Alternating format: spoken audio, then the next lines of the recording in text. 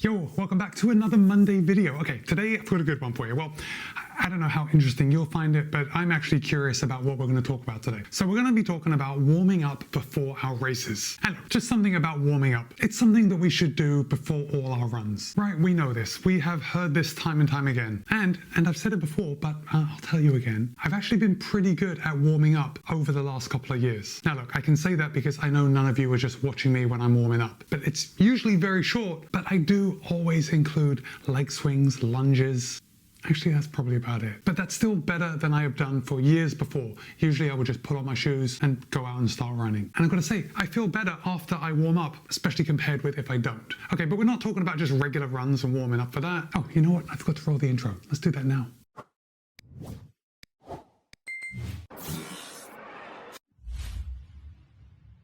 Hey, thanks for sticking through that. Now, as I was saying, we are not talking about regular warming up for our runs. We're talking about warming up before races. So ultimately, I am going to want to know in the comments if you actually warm up before you race. And like always on these videos, I did come across an article which kind of prompted me to want to talk to you about it. And this week's article was found in Well and Good. And the article is titled, "Here's exactly how you should warm up before a big race based on what distance you're running." So there it is. Yeah, pretty good, eh? Like today, you are going to learn how much you should warm up before your races. It doesn't matter what distance. Oh, and by the way, this article in Well and Good was written by my friend Amelia Benton. Now, Amelia is both an epic rider and an epic runner. So I definitely encourage you to follow her on all socials and Strava and definitely give her some love over there. So ultimately, warming up before a race, I think this is going to come down to experience, because a lot of you out there have a lot of experience with running. And if you do have a lot of experience with running, my guess is that you have found that warming up before you race actually has some benefits. Now look, I'm sure that those of you with not a lot of experience are still rolling your eyes right now, because it is intuitive that warming up before a race is going to make us perform better. But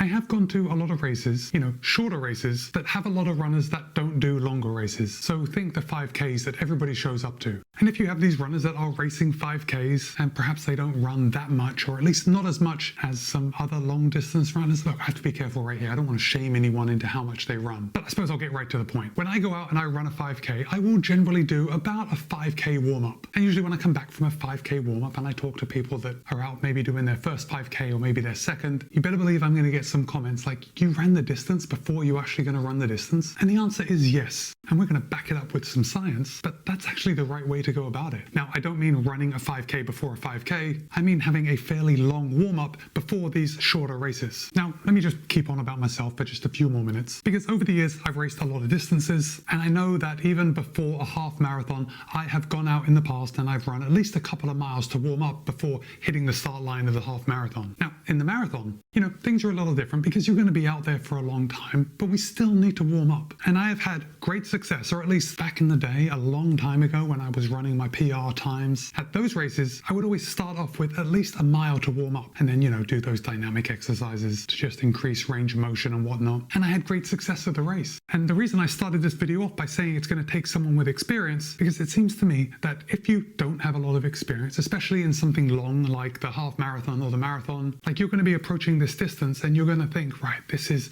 the absolute limit of what I can do. I'm going to be giving it everything for this distance and I can't waste any time running beforehand. I'll just warm up when I'm in the race. Well, turns out that's a false economy. Like, you're not saving anything by not warming up. Now, in this article, which of course I'm going to link to in the show notes, Amelia is getting advice from Caitlin Gregg Goodman, who is a running coach and a professional runner, and Nell Rojas. And I think many of you know who Nell is. She's sponsored by Nike and she's a long distance runner. Now, Nell says that the mile, or oftentimes less, that people run to warm up before a race usually isn't enough for them to reach their peak potential during the race. And the reason is that most people just don't go from when you are at rest, physiologically speaking, your rest, your calm, to race pace, where everything is amped up. Now, if you do go from being at rest all the way up to race pace, or at least race effort, you're going to get tired quicker. And that's because your body can't react quick enough to the increased effort. And I know a lot of you have actually experienced this, even if you don't realize that you have. Because let's say you're going out and you're doing an interval run or you're doing a tempo run.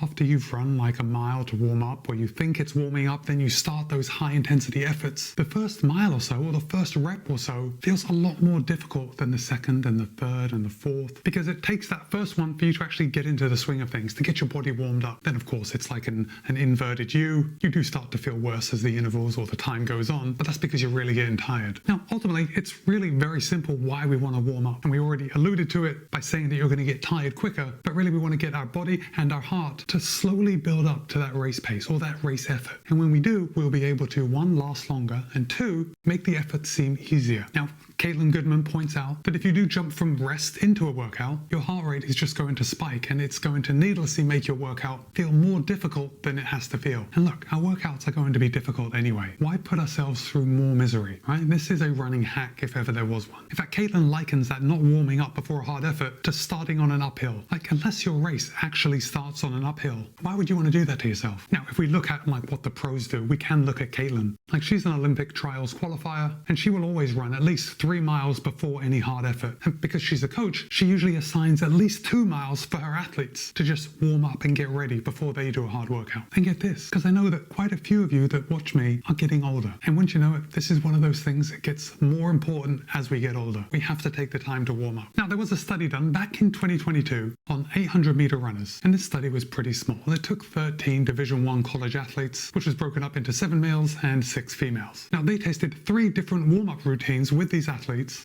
Basically, those groups were separated into 3. We had a low-intensity warm-up, a middle-intensity warm-up, and a high-intensity warm-up. Well, maybe not intensity, but volume. And after these athletes did their respective warm-ups, there was a 15-minute break where they would just relax and get ready to run their race. And then they would go out and they would knock out their best effort, so a max effort at 800 meters. And look, I'm not going to hold you in suspense, and you probably know what the results are going to have said, but the athletes that did the middle-intensity warm-up performed better than the athletes that did the low-intensity warm-up. And the athletes that did the high-intensity warm-up, I keep saying intensity, volume. The athletes that did the high-volume warm-up did better than the middle-volume warmer-uppers. So that says something. I mean, it really says something if you're an 800-meter runner, but I think we can also extrapolate that out to our own distances, all the way up to the marathon. I mean, why not? Now, I do just want to say that even the low-volume runners in this study were still warming up quite a bit. So the athletes that did the low-volume warm-up still went for a 10-minute jog. They still did dynamic stretching. They still did 4 60-meter bounding exercises before they had that rest period, that 15-minute rest period before their event. So right there,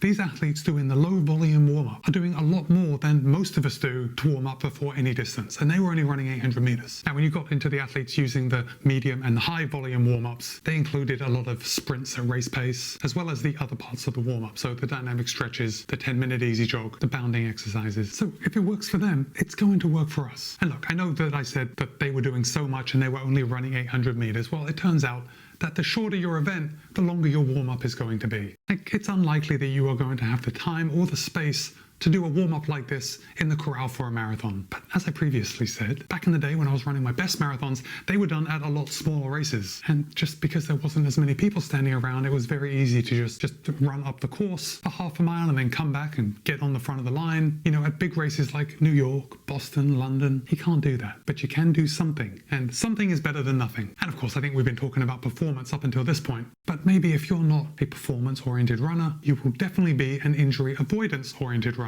And doing a sufficient warm-up can actually prevent injuries. Who knew? Now, with the different distances that you're going to be racing, your warm-up is going to differ. Now, let's first take a 5K, because during a 5K, you're going to be running at VO2 max for most of the race. So during that warm-up, you are going to want to incorporate some speed, right? The whole point of warming up is to get your heart rate up to where it needs to be, or at least close to it. So when you jump into the race, your heart rate's going to be slightly elevated and you're going to be primed and ready to go. Then as the distance of your race increases, you adjust the warm-ups accordingly. So in the half marathon, both Rojas and Goodman assign their athletes between 1.5 to 2 miles of warming up, with some strides up to marathon and half marathon pace. And with the marathon, especially if you're in a corral and you can't really move around, remember that anything is better than nothing. So some dynamic stretches, some leg swings if you have the room. And by doing those things, yeah, it's going to prime your body. You're going to be good to go, and you're going to reduce your chance of injuries. So now I want to hear from you. What is your race distance of choice, and how long do you warm up before you do it? Drop a comment and let me know. And with that, it's Matt B. This has been a video on warming up before your race. Be kind, be happy, run well. See you in a couple of days.